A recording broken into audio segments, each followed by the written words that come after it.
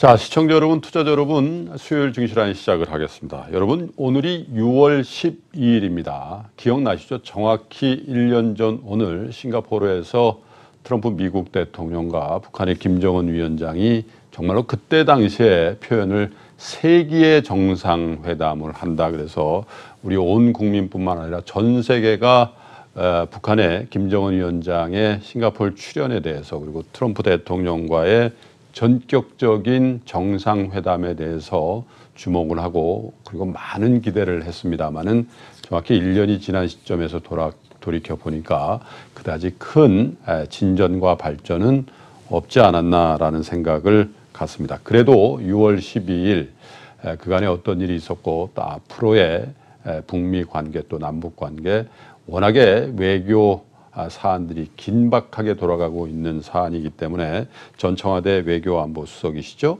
임성준 전 대사를 모시고 외교안보에 대한 얘기를 좀 나눠보겠습니다. 어서 오십시오. 네, 안녕하세요. 예. 작년에도 한 2번 모셔서 이런 일들에 대해서 여쭤볼 때는 참 가슴이 좀 두근거릴 때 모셨던 것 같은데 네, 기대가 너무 컸죠. 지금은 네. 쫙 가라앉아 있는 이 비 온 날 낙엽이 가라앉듯이 이렇게 딱 붙어 있는 그런 느낌인데 그럼에도 불구하고 1주년을 맞아서 트럼프 대통령이 따뜻한 친서 김정은 위원장으로부터의 따뜻한 친서를 받았다라고 발표를 해서 야 이거 또 무슨 변화가 있는 거 아닌가 이런 생각도 하게 됩니다. 어떻게 해석을 해야 되겠습니까?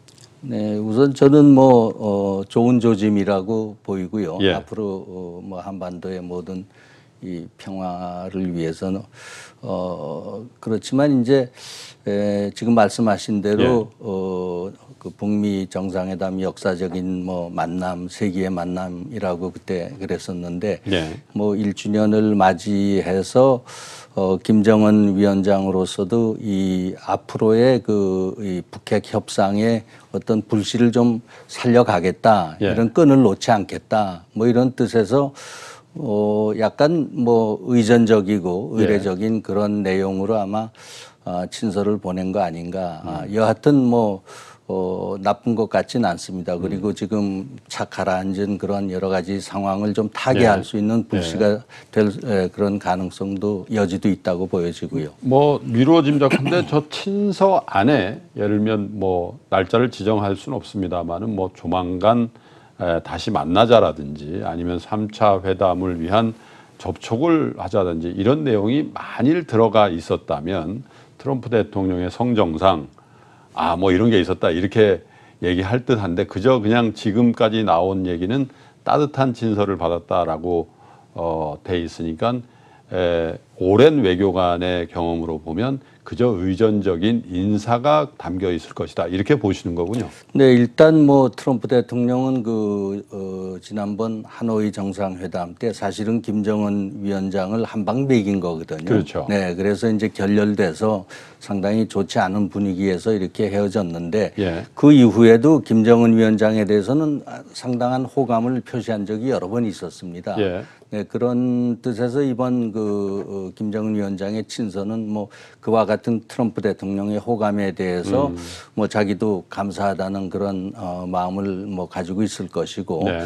그래서 어떤 실질적인 문제보다는 그러한 트럼프 대통령의 이제 북한 김정은 위원장에 대한 어떤 그런 호감과 배려에 대해서 감사하는 내용과 또 1년 동안 그래도 1년이 지났지만은 당시에 한반도의 어떤 이제 북핵 문제를 완전히 해결함으로써 이 평화를 정착시키고 냉전 구도를 종식시키는 그런 큰 목표를 가지고 같이 노력했기 때문에 그런 걸 좀 돌아보는 그런 내용으로 아마 친서돼 있지 않을까 싶습니다. 그 친서를 받아든 트럼프 대통령도 썩 기분이 나쁘진 않겠군요. 왜냐하면 어쨌든 어떻게 보면 전 세계적으로 가장 잘 대외 활동을 안 하는 정치 리더십 중에 하나가 이제 김정은 위원장인데 어쨌든 1주년이 됐을 때 친서가 왔다라는 거는 뭔가 본인이 대사님 말씀하셨습니다마는 1년 동안 일종의 투트랙 이 딜에 대해서는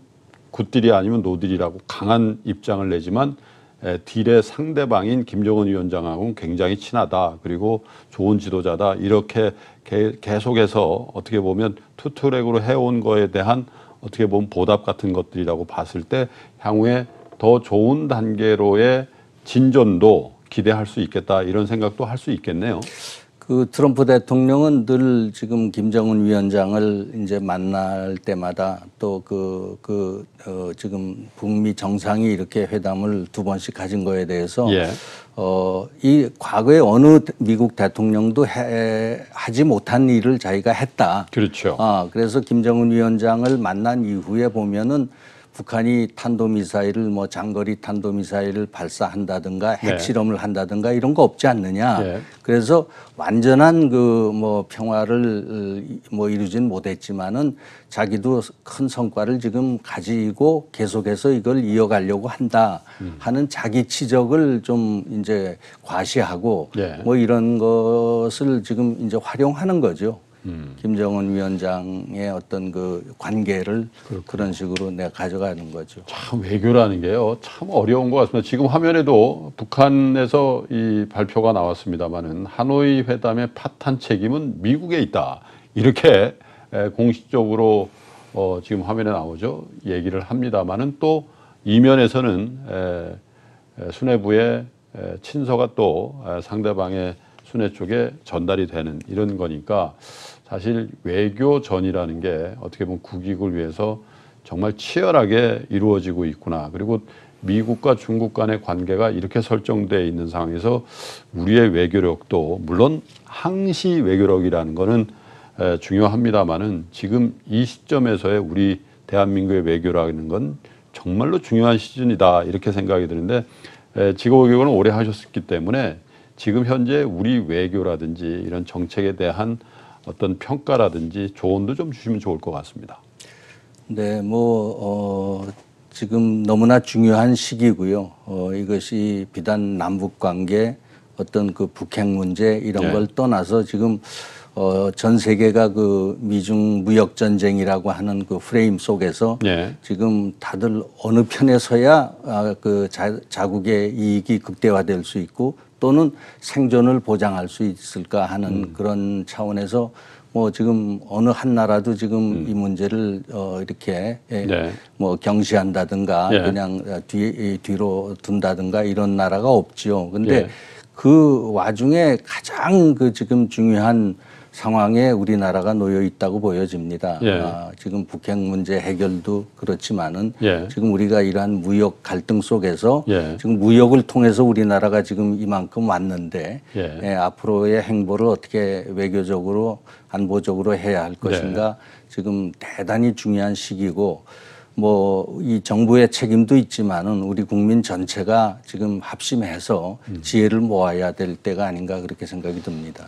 참 어려운 시점인 건 맞는 것 같은데 다 아마 우리 시청자 여러분들도 공감이 있으실 텐데 그렇다고 뭐 뾰족한 수가 있나라고 이제 궁리를 해보면 참 가슴이 답답하다. 왜냐하면 미국과 중국이 워낙 큰 세력인데다가 지금은 어떤 면에서는 공식적이든 비공식적이든 간에 태도를 밝혀라. 어느 쪽인지에 대해서 입장을 명확히 하라. 이런 유언무언의 압력들이 우리 정부로도 들어올 것이고 당장에 우리 기업체들로도 들어오고 있는 상황이니까 이 상황에서 어떤 묘책이 있는지에 대해서도 참 논의를 하고 또 그렇게 가야 된다라고 얘기는 하지만 뾰족한 답을 내기는 참 어려운 상황인데 외교관의 입장에서 이럴 때 정부의 스탠스는 어떻게 가야 됩니까? 예를 들면 그냥 무시하는 전략도 있을 수 있을 것 같고요. 전략적인 선택도 있을 수 있는 것 같고 그냥 균형만 찾기에는 참 어려운 국면인 것 같아서요. 네, 뭐 지금 말씀하신 대로 너무나 중요한 사안이기 때문에 정부로서도 뭐 어떤 한 방향을 완전히 정해서 정부가 목소리를 내 가지고 뭐 민간이나 기업체들한테 이렇게 나가라 하고 그런 그 지침을 정부가 내린다는 건 대단히 위험하다고 생각을 합니다. 네, 그래서 이거는 보이지 않게 우리의 어떤 그 국익을 극대화하고 우리나라의 어떤 안보적 생존을 이제 담보하는 그러한 그 어떤 길로 우리가 정부가 이제 움직여 가야 되는 거죠. 근데 지금 뭐 화웨이 지금 이 문제로 인해서 그런 지금 압력을 무언의 정부가 받고 있고 네. 또 우리 기업체는 뭐 지금 현실적으로 현실적으로 지금 받고 있기 때문에 예. 이런 문제는 뭐 지금 한두 사람의 어떤 그 노력과 지혜로 되는 건 아닌 것 같고요. 예. 그래서 지금 정부 내에 그 가장 외교안보 전략가들, 그 다음에 또 학자들, 또 민간 기업의 어떤 중요한 역할을 하는 사람들, 중국 전문가들 이런 분들을 다 정부가 좀 모아가지고 어떤 그 좀 협의체 같은 것도 만들 시기가 아닌가. 물론 지금 외교부에 이러한 그 태스크포스를 지금 설치해서 네. 지금 집중적으로 이 문제를 연구하는 그런 뭐 체제를 갖춘다고는 하는데 좀 더 그 격을 높이고 또 폭을 넓힐 그런 필요가 있습니다. 그러게요. 이제 뭐 역사가 이 외교가 얼마나 중요한지에 대해서 우리가 뭐 쉬운 예들도 많이 알게 됩니다만은 한참 지난 우리 후세들이 이 시점에서의 어떤 우리 정부라든지 또 말씀하신 외교에 큰 경험들이 있는 분들의 능력과 또 그 대응에 대해서도 평가하지 않겠나 그런 생각을 해봅니다. 잘 되기를 좀 바라보고요. 자, 본격적으로 좀 질문을 드릴 텐데요. 트럼프 대통령이 일단 이달에 방한을 하기로 되어 있습니다. 물론 G20 정상회담을 오는 길에 들립니다만 어쨌든 미국 대통령이 서울에 온다라는 것은 여러 가지 아젠다도 지금 협의를 할 거고 또 한국 정부에서 원하는 것도 있고 미국 정부에서 한국 정부에 원하는 바도 있지 않겠습니까? 대체로 뭐 국빈 방문은 아닐 테니까 실무적인 방문일 테니까 어떤 형태의 논의가 있을지도 대충은 이제 가늠해 볼 수 있을 것 같은데 어떻습니까? 어떻게 진행이 될까요? 네, 이 문제에 대해서 그 미국 정부가 트럼프 대통령의 방한 목적을 설정을 해서 좀 설명을 한 그 바가 있죠. 우선 제일 중요한 거는 한미 동맹 관계를 계속해서 발전시켜 나가는 방안에 대해서 두 정상이 논의를 할 것이다. 그리고 이제 지금 뭐 그 지금 협상이 지금 중단된 그 북핵 협상에 대해서 지금 그 미국 정부의 발표를 보면은 그 뭐 우리 과거에 많이 논의가 됐던 FFVD 최종적 완전 검증된 비핵화에 관해서 두 정상이 논의할 것이다. 그러니까 이거는 미국의 그 비핵화에 대한 목표가 어떤 그 지금 그 완전하고 검증되고 최종적인 그러한 비핵화에 당초 세웠던 목표에서 물러설 뜻이 없다라는 걸 분명히 한 것이고요. 그것도 대한민국 정부에도 그걸 분명히 하겠다라는 의지가 밝힌 의지가 담긴 얘기를 그게 의제다라고 얘기를 했기 때문에 우리 정부는 여기에 주목을 해서 어떤 그 정상 간의 논의에서 서로 엇갈리지 않는 그러한 대응 방안을 면밀하게 지금 강구를 해야 될 것 같습니다. 어쨌든 이 폼페이오 장관과 같이 오게 돼 있는데 기대컨대는 6월 10일, 오늘이 6월 10일인데 1주년이 됐고 김정은 위원장의 친서를 받아 들었고 한 보름 정도 어간이 있으면 이제 서울에 트럼프 대통령이 오게 된다면 북한에 대한 메시지를 우리 상상력으로는 비교적 제한 형태의 오히려 3차 정상회담이라든지 이런 거에 대한 제한이 있을 수 있으나 항상 기대와는 다른 행보와 언급이 나오는 트럼프 대통령의 지금까지의 이걸 보면 오히려 대사님 말씀하신 것처럼 다시 원칙을 확인하는 정도 그런 정도의 방문의 결과물이 나올 가능성도 배제할 수 없다 이렇게 보시는 거네요. 네, 그래서 이제 여기에 대비하기 위해서 지금 문재인 대통령 또 우리 정부는 그 전에 남북 간의 정상의 어떤 그 만남은 그러니까 4차 남북 정상회담이 되겠죠. 막 이것을 굉장히 적극적으로 추진하는 그런 모습입니다. 그 말씀은 그 트럼프 대통령 방한 전에. 네, 방한 전에. 그래서 김정은 위원장의 어떤 그 지금 앞으로 이 사태를 타개하기 위한 북한의 그 김정은 위원장의 보관을 좀 문재인 대통령으로서는 사전에 파악을 해서 소위 이제 그 중재자 역할을 뭐 이런 그 또 영어로 뭐 퍼실리테이터 역할을 예. 하실 그런 지금 보관을 가지고 계신 것 같은데, 네. 근데 뭐 물론 지금 남북 관계가 지금 전혀 움직임이 없는 상황에서 네. 최근에 뭐 그 김대중 대통령 이호 여사죠. 네, 이호 예. 여사님께서 지금 별세를 하셔서 예. 지금 내심 북한에서 어떤 그 조문 사절이 오지 않을까 예. 뭐 이런 걸 정부도 좀 기대를 하는 것 같고 예. 저는 뭐 그 충분히 가능성이 있다고 보여집니다만은 이러한 계기를 통해서 남북 관계에도 좀 표면적인 그 소통을 하고 네. 이런 것들이 이제 좀 트럼프 대통령 그러게요. 방한 때까지 잘 이어져서 뭔가 좀 움직임을 보일 수 있지 않을까 예. 뭐 이렇게 기대는 해봅니다. 그러고 보니까 어떻게 보면 이게 스토리텔링이 좀 돼 가고 있네요. 12일을 기점으로 해서 김정은 위원장의 친서가 트럼프 대통령에게 전달이 됐고 문재인 대통령은 이제 노르웨이 오슬로에서 아마도 평화에 관련된 입장이라든지 선언이 나올 거라고 예측들을 하고 있기 때문에 조만간 결과를 볼 수 있을 거고 또 이희호 여사 별세로 인한 북한의 비교적 고위급 인사의 조문 방문이 있다. 그러면 어떤 접촉이 있을 수 있고 그리고 이달 말에 28, 29일에 열리는 오사카에서 열리는 G20 정상회담 전에 남북 정상회담이 아주 스팟으로 있고 문재인 대통령은 이제 참석을 해야 되지 않습니까? G20 정상회담에 가서 이제 그 부분에 대한 얘기들을 나누고 다시 트럼프 대통령이 서울을 방문하는 이런 동선들을 쭉 이어놓고 보니까 6월 말까지는 비교적 어떤 형태로든지 긴박하게 한국과 미국, 북한 다 움직이면서 뭔가 결론을 낼 수도 있는 그 결론이라는 게 뭐 평화라든지 북핵 문제의 결론은 아닙니다만 그 다음 스케줄에 대한 그렇죠. 결론을 일단 마무리 지을 수도 있겠다 이런 생각은 드는군요. 그렇죠. 그러니까 뭐 지금 말씀하신 모든 것들이 작년도에 그 예. 평창 동계올림픽 이후에 진행된 그러한 그 하나의 그 프로세스랄까. 예.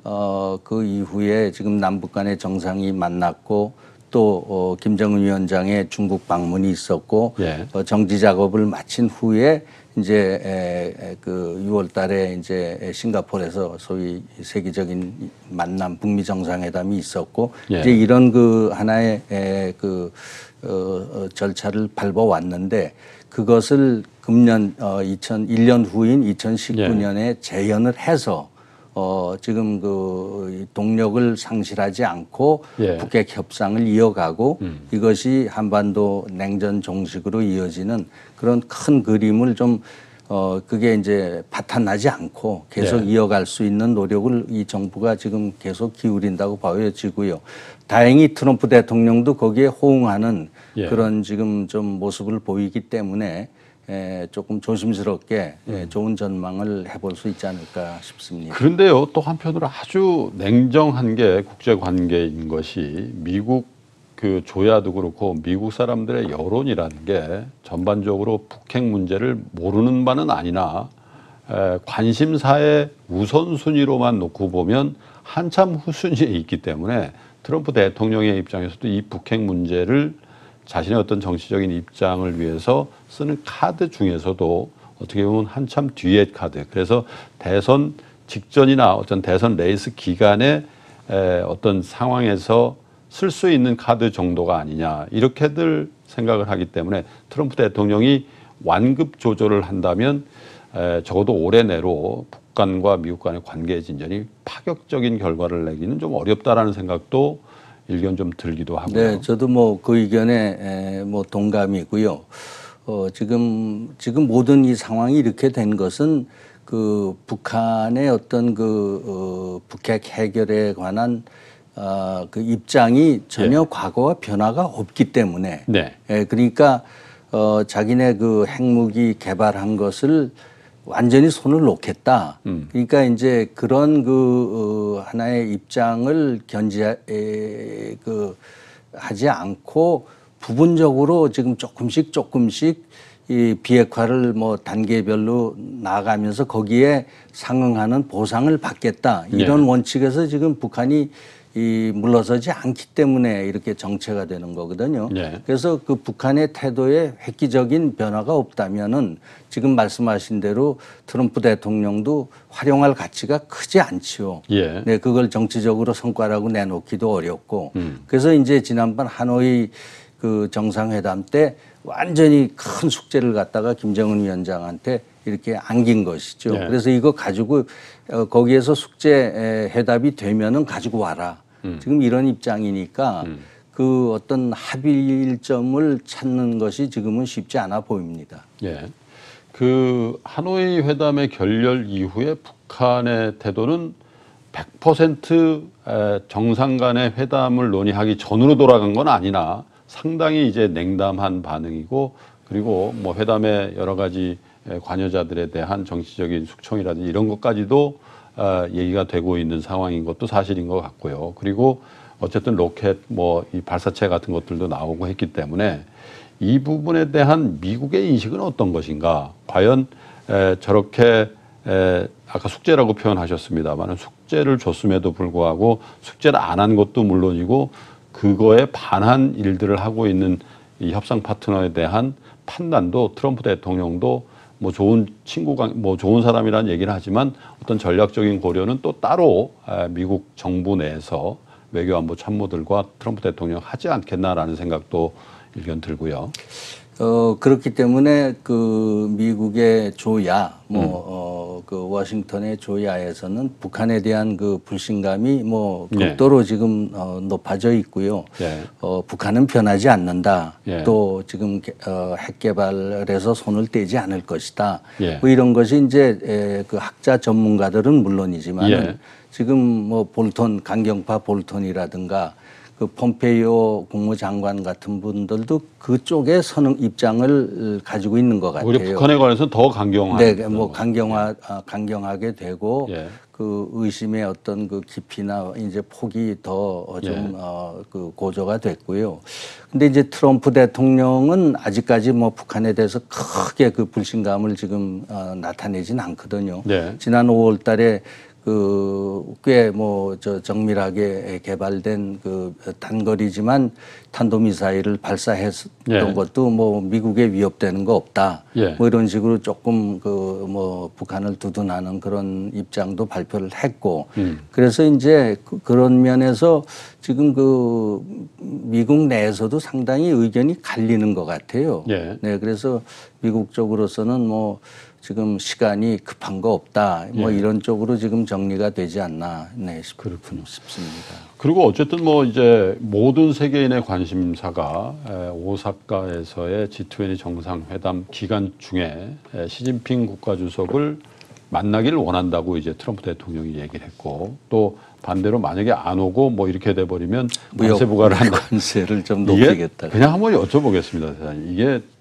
이게 그 나라가 크고 작고 간에 정상에 대한 얘기 아니겠습니까? 그런데 정상이라는 거는 그 국가의 어떤 대표이기 때문에 함부로 얘기할 수가 없는데 이 G20는 그룹핑하는 회담에 안 온다. 그걸 빌미 삼아서 그러면 관세를 매긴다. 이런 전례가 있습니까? 이렇게 얘기를 하고 뭐 상대방을 그것도 작은 나라도 아니고 G2라고 하는 중국 그리고 어떻게 보면 무오류의 리더십을 추구하고 있는 시진핑 국가주석에게 그렇게 한다. 외교 관례나 이 관행으로는 어떻게 되는 겁니까? 이게? 거기엔 뭐 맞지 않는 건 뭐 틀림없죠. 이게 완전히 뭐 트럼프식의 어떤 네, 외교랄까 또 하나의 스타일이랄까 이제 이런 것으로 보여지는데 뭐 또 그것은 지금 미중 간의 갈등의 폭이 이제 그 서로 점잖은 말을 하는 수준에선 좀 벌써 넘어갔다. 넘어가서 서로 막말하는 그런 수준까지도 지금 와 있기 때문에 지금 전 세계가 거기에 대해서 뭐 지금 우려를 많이 하고 있고요. 네, 그런 그 이제 외교의 어떤 형식이나 이런 것도 막 그냥 탈피해서 일탈해 가지고 그런 이제 모습들이 나타나고 걱정이죠. 그러나 트럼프 대통령은 이제 뭐 그 무역 지금 미중 간의 갈등을 시진핑과 또 풀어보겠다는 그런 보관도 있기 때문에 예. 직접 만나서 한번 담판을 하고 싶은데 예. 안 오게 되면 그게 이제 일단에 네. 안 온다는 얘기는 당신을 만나고 싶지 않고 나는 나의 길을 갈 거라는 그런 의사 표현으로 듣기 때문에 나는 관세를 올린다 이렇게 해석할 수 글쎄요, 있습니다. 그 자세한 저 트럼프 대통령의 생각을 알기는 어려울 것 같고요. 네, 하여튼 뭐 그런 얘기들이 오가는 건 참 이례적이죠. 미중 관계에 대해서 좀 대사님께 좀 여쭤보고 싶어요. 왜냐하면 이 금융시장에서는 사실 북미 관계보다도 물론 이제 북미 관계도 잘 돼야 되고 또 그렇게 해서 남북 경협이라든지 이런 쪽에 관련되어 있는 투자라든지 이런 것도 잘 돼야 되는 게 있습니다만 전 세계적으로 경제에 대한 영향력, 특히 우리 경제에 대한 영향력이라고 하면 미중 간의 어떤 무역 협상이 어떤 행보를 보일 것인가가 더 중요한 상황에 돼 있는 것 같은데요. 대체로 이 미중 간의 문제를 어떻게 보면 그 넘버 원과 넘버 투 간의 패권 전쟁의 시각으로 보는 그런 학자나 외교관들도 많아지신 것 같고 또 다른 측면에서 보면 그렇게까지는 아니고 트럼프 대통령의 재선에 대한 어떤 전략의 일환으로 이루어진 거다. 이런 대강의 두 시각이 있는 것 같습니다. 임 대사님은 어떻게 해석을 저는 하고 계십니까? 좀 전자 쪽에 가깝다고 보고요. 네, 그러니까 그 동안에 이제 중국이 G2까지 이제 이렇게 올라와서 미국과의 어떤 그 대등한 그런 하나의 세계적인 위상을 이제 이렇게 지금 가지게 됐는데 여기까지 오는 시간이 너무 짧았던 것 같아요. 예. 미국은 그 학자들 간에 조금 의견도 엇갈렸고요. 중국이 이만큼 올려면은 더 시간이 많이 걸릴 것이다 하는데 지금 속도가 지금 지금 가속도가 붙고 그러기 때문에 예. 미국의 어떤 이제 어떤 전략적이고 군사적인 그런 위상과 또 그다음에 이제 경제적인 기술적인 우위 이것도 이제 북한이 넘보게 되고 그걸 네. 추월할 수 있다. 이런 예측까지 나오기 때문에 네.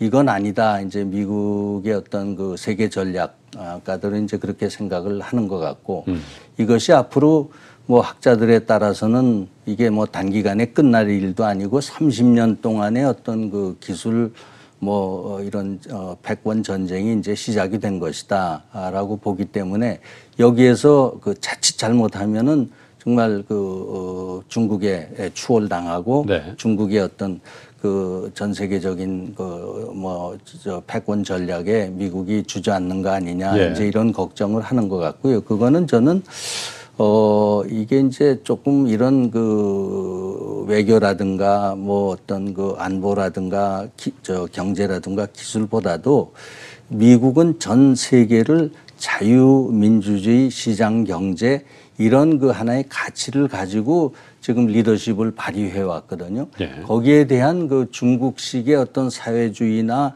아직도 공산주의나 인권을 탄압하는 그런 체제가 도전하는 거는 받아들일 수 없다 하는 하나의 가치 전쟁 아닐까. 오히려. 저는 그런 측면에서 좀 이해를 하기 때문에 예. 그것이 이제 미국 대선이나 미국 정치에서 영향을 미치는 것이 미국의 보수적인 기독교 이제 근본주의자들의 어떤 영향력이 있김이 세거든요. 네. 그래서 이제 인권 탄압하는 데 대해서는 미국이 적극적으로 나서고 예. 이제 이런 측면이 있기 때문에 이런 것이 지금 좀 오래 가려고 심각할 것이다. 저는 그렇게 좀 보고 있습니다. 오히려 그냥 그저 힘을 겨루는 패권 전쟁 그 이상의 것도 거기에 들어가 있다 이렇게 보시는 저는 개인적으로는 그렇게 좀 정말 그 말씀 드리니까 봅니다. 더더군다나 작년 3월달에 개헌을 해서 종신 국가주석을 할 수 있도록 그렇게 돼 있지 않습니까? 그것은 어떻게 보면 자유민주주의, 그러니까 민주주의적인 토대 위에서 정치 시스템이 굴러가는 미국은 물론이고 유럽의 모든 정치 리더십들도 저 나라의 전체주의화에 대한 그 시각은 굉장히 예민한 그런 반응을 보고 그 부분이 어떻게 보면 트럼프 대통령의 중국 전략에 오히려 힘을 보탤 수 있는 그런 토대가 마련됐다 이렇게 볼 수도 있겠군요. 그렇게도 좀 보여지고요. 네, 트럼프 대통령도 지금 공화당의 어떤 국내적인 지지 기반은 그런 그 보수적인 기독교 예. 그런 지금 뭐 교단이라든가 그런 그 크리스찬들의 어떤 예. 지지를 바탕으로 해서 가기 때문에 그렇죠. 뭐 그 중국의 어떤 그런 태도 지금 예. 여러 가지 그런 뉴스들이 중국에서 많이 흘러나옵니다. 지금 그 기독교에 대한 뭐 탄압이 다시 시작이 됐다. 예. 또 인권도 지금 더 탄압이 중국 됐다. 내부에서요? 네, 중국 내부에서. 그다음에 이제 뭐 여러 가지 그 정보 감시 그 국민들에 대한 그런 것도 강화가 됐다. 이제 그런 것들이 또 시진핑의 어떤 그 뭐 도전을 용납하지 않는 리더십 뭐 확립과 이제 그게 다 연결이 돼 있고요. 그래서 이런 것들이 복잡하게 얽혀 있지 않은가, 네, 그렇게 보여집니다. 단지 이제 미국과 중국 간에 어떻게 보면 그 세력을 다투는 그리고 패권을 다투는 전쟁의 상황에서 어떻게 보면 민주주의와 전체주의의 어떤 갈등 국면에서 뭔가 가치를 두고 다투는 그런 국면일 수도 있다. 그러면 유럽의 입장도 경제적인 동조할 측면에서 수밖에 그렇죠. 없죠. 유럽의 입장도 경제적인 측면에서의 중국에 대한 편중보다도 그 가치라는 측면에서 미국과의 한 스크럼이 될 가능성도 훨씬 많다. 이런 해석을 하는데 제가 최근에 들은 그 해석 중에는 훨씬 더 가슴에 와닿는 그런 해석이셨던 것 같습니다. 그래도 현실은 현실이니까요. 그렇죠. 어떻게 될 것 같습니다. 단기적으로는 어떤 행보를 보일 것 같습니다. 이 두 정상 간에. 뭐 그 지금 갈등 국면이 예. 계속해서 지속이 되고 또 중국으로서는 이제 1대1로 전략을 지금 전 세계를 대상으로 펴고 있지 않습니까? 네. 그리고 이제 그 화웨이 그 기술 문제는 이제 전 글로벌 기업들한테 그냥 예. 그건 또 나라와는 이제 좀 그 분리해 가지고 정부에 대한 압력을 분리해서 기업에 직접 넣기 때문에 기업으로서는 또 이제 기업이 생존하려면은 예. 화웨이와의 관계를 이제 소위 뭐 하나 사슬을 끊어야 되느냐 안 끊어야 되느냐는 중대 기로에 놓이기 때문에 네. 그런 그 압력을 계속해서 이제 넣어가고 거기에 이제 우리 기업들이 지금 글로벌 기업들이 지금 우선 삼성이라든가 SK라든가 LG라든가 뭐 이런 기업들이 연루가 돼 있기 때문에 예. 정말 어려운 국면을 우리가 지금 맞고 있는 거죠. 어쨌든 그 대사님 보시기에 이 미중 관계의 뭐 단기적인 그리고 어떻게 보면 두 정치 리더십의 필요에 의한 단기적인 회복은 있을 수 있으나 아직도 그 전체적인 관계는 둘 간의 관계의 악화의 과정이 장기적으로 갈 것이다. 네, 그렇게 이렇게 보시는 거고요. 보고 있습니다. 그 말씀대로 간다면 우리의 어떤 투자라든지 우리의 어떤 경제를 보는 시각도 조금은 수정이 필요하지 않겠나 이제 그런 생각도 듭니다.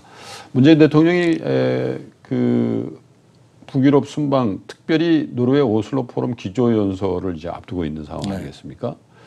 어떤 류의 선언 혹은 어떤 류의 그 남북 관계를 비롯한 동부아시아에 대한 구체적인 플랜 같은 것들이 나올까요? 네, 저도 많이 궁금한 상황이고요.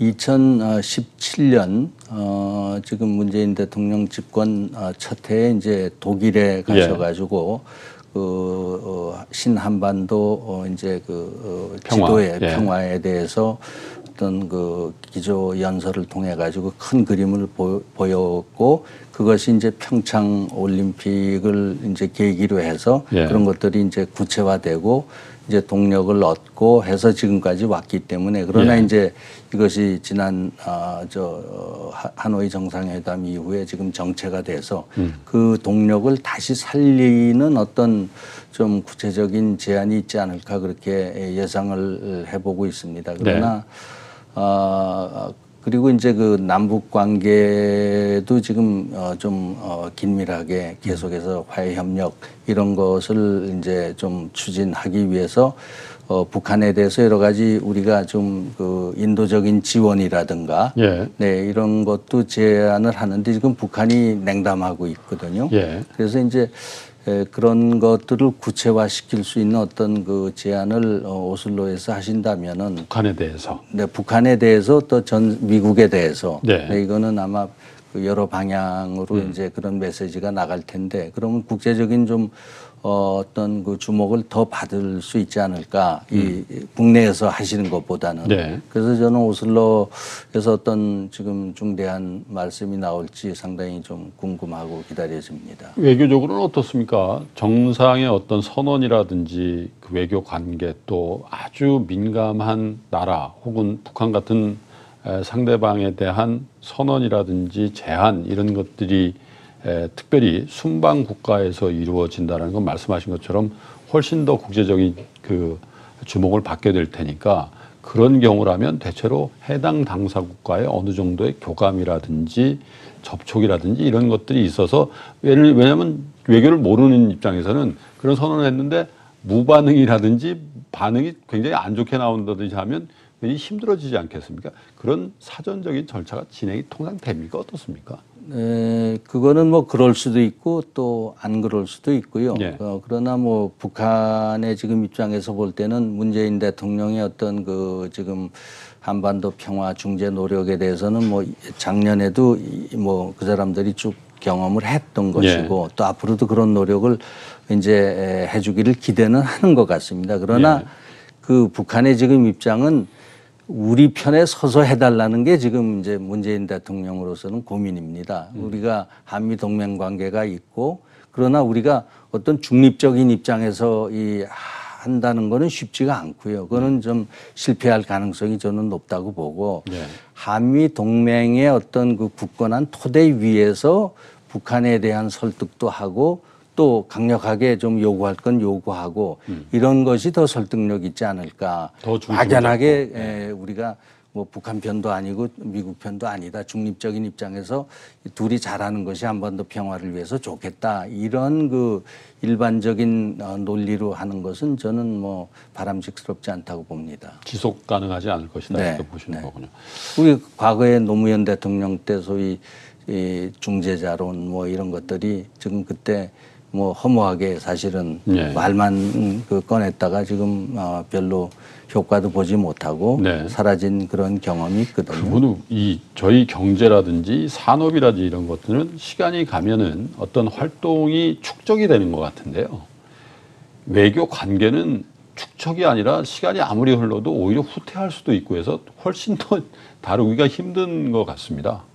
네, 뭐 그런 면이 있죠. 그래서 이제 외교적인 어떤 그 뭐 발걸음을 한다는 것이 굉장히 신중해야 되고, 그다음에 이제 사전에 그 어떤 그 교섭을 통해서 미리 만들어 놔야죠. 예를 들면 작년 싱가포르 그 정상회담도 그것이 이제 첫 단추를 저는 잘못 끼었다 그렇게 생각이 들거든요. 그래서 그때 저도 뭐 언론에 뭐 여러 번 좀 사전에 나와서 전망도 하고 그럴 때 뭐 그 이제 뭐 사회자가 앞으로 이게 지금 몇 점 정도가 되면은 좋겠습니까? 성공이겠습니까? 했을 때 저는 한 70점 정도만 되면은 성공할 거라고 봤어요. 왜 그런가 하면 60점이 이제 하나의 뭐 낙제점을 면하는데 일단 두 정상이 이렇게 역사적으로 처음 만난다는 것 자체가 일단 60점은 되는 거다. 거기에 플러스 10점만 더해도 저는 그 정상회담으로는 성공을 하고 그걸 토대로 해서 앞으로 협상을 잘 해나갈 수 있을 거라고 봤는데 저는 그 10점이 얻어졌던 것 같질 않아요. 그래서 굉장히 피상적인 어떤 그 공동성명만 나왔고 그것이 잘못 끼워져서 하노이까지 이어져서 지금 이러한 정체 상황이 된 거 아닌가. 그래서 그런 면에서 3차 정상회담은 실무적으로 굉장히 그걸 다지고 다져서 어떤 그 결과물을 확실하게 끌어낼 수 있을 때 제 3차 정상회담을 해야 된다고 보고 또 아마 그렇게 될 것 같습니다. 하긴 1년도 안 되는 기간에 미국 대통령이 어떤 특정 정치 지도자를 그것도 해외 제3국에서 2번을 만나는 경우는 외교가에도 거의 없는 경우죠. 뭐 굉장히 드문 경우죠. 네, 드문 경우고 또 트럼프 대통령이기 때문에 여기까지 왔다고 보여지고요. 또 거기에 응한 김정은 위원장도 또 파격이고. 보통 분은 아니신 것으로 보통 지도자는 아니신 것으로 좀 보여집니다.